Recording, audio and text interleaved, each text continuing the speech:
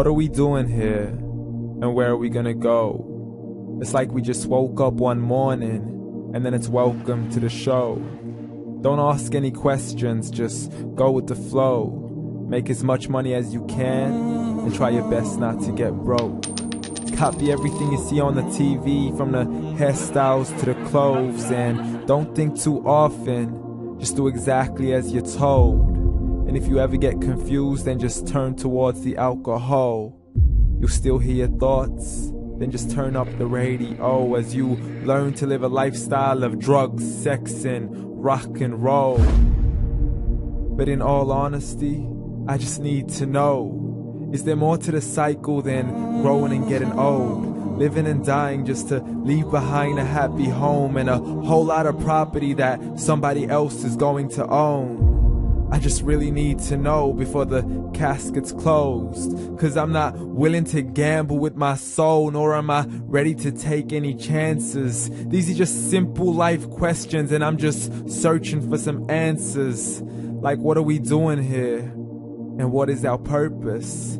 How did we get here, and who made us so perfect? And what happens once we go, or is this world all really worth it?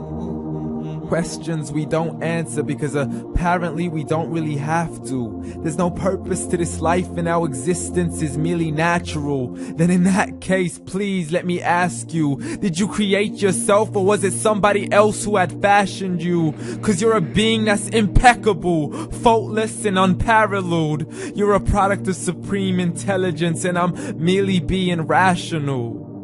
For there isn't a camera on this earth that can come close to the human eye, nor a computer that can compete alongside the human mind. And if the whole world was to come together, we wouldn't be able to create a single fly. So many signs, yet we still deny. As science tries to justify that all this could come from none, when it's a simple sum. 0 plus 0 plus 0 cannot possibly ever give you 1. So from where did all this order come? For everything has its origins, a maker, a creator of its own. I mean, the only reason you're watching this video is because somebody had to press upload. So we can believe in the Big Bang, but I'd rather believe in He who caused it to explode. Allah, the creator of everything along with every single soul. The ever-living, the master, the only one who is in control. Unlike his creation, beyond our imagination. And no, he's not a man, nor does he have any partners in association. He's on his own. And no, he did not ever leave us alone. Just like every manufacturer, he left us with an instruction manual. The Quran and Islam, and I'm sorry to jump to conclusions, but it's the only one possible. The only definition of God is the one and only supreme being. It's logical, a book with 0 contradictions, with miracles that are both scientific and historical, all revealed over 1400 years ago. Like the detailed description of the human embryo. The descriptions of the human embryo in the Quran cannot be based on scientific knowledge in the 7th century. To the mountains as pegs holding firm the earth below, and the 2 seas that don't mix in a complete separate flow. To the planets in orbit, alternating night and day as they stay in flow. The expansion of the universe and the creation of everything from H2O. To the stories of the past and the preservation of Pharaoh. To identifying the lowest point in the land where Persia defeated Rome. The gushing fluid that created man in the glands between the ribs and the backbone. And not a word has changed, it's still the same. So please explain how all this was known over 1400 years ago. To a man who couldn't read or write, as he would recite whatever the angels spoke. And if you still don't believe, please try to come up with something that's even close. But you can't, so we took God as a mockery and his messengers as a joke. Muhammad could not read or write.